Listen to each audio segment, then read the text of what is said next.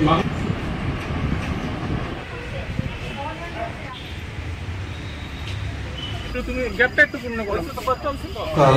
সন্ধ্যার সময় আমাদের কাছে একটা ইনফরমেশন আসে যে একটা মারুতি সুইফট গাড়িতে গাঁজা মজুদ আছে এবং পাচারের উদ্দেশ্যে নিয়ে যাচ্ছে। এই খবরের ভিত্তিতে আমরা কাঁঠালতলী অ্যাপ্রোচ রোড রেল স্টেশনের কাছাকাছি বাইপাসে আমরা TR01 BK0593 একটা মারুতি সুইফট গাড়িকে আমরা আটক করি এবং গাড়ির ড্রাইভার সেন্টুচন্দ্র দাস গাড়িতে তল্লাশি চালিয়ে আমরা মোট 4টি ব্যাগে 60 কেজি গাঁজা শুকনো গাঁজা উদ্ধার করেছি এবং যার বাজার মূল্য আনুমানিক 6 লক্ষ টাকার মতো হবে।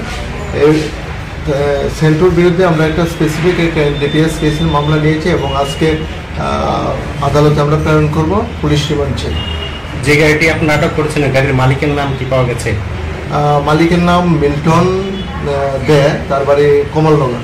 আর সেন্ট্রোর বাড়ি কোথায়? সেন্ট্রোর বাড়ি মলয়নগর রেন্টার্স কলোনি। আচ্ছা, কোথা থেকে কোথায় নিয়ে যাচ্ছে এই বিষয়ে জানা গেছে কিছু? আমাদের ইনভেস্টিগেশন চলছে এবং ইন্টারোগেশন চলছে, বাকিটা পরবর্তী সময় আপনাদেরকে জানিয়ে দেবো। তদন্তের সাথে এখন আমরা ডিসকাস করতে পারছি না। আদালতে কবে উঠাবেন? আজকে আদালতে আমরা পুলিশ রিমান্ড চেয়ে 5 দিনের পুলিশ রিমান্ড চেয়ে আদালতে প্রেরণ করছি। কেস নাম্বারটা কত? Case number 125।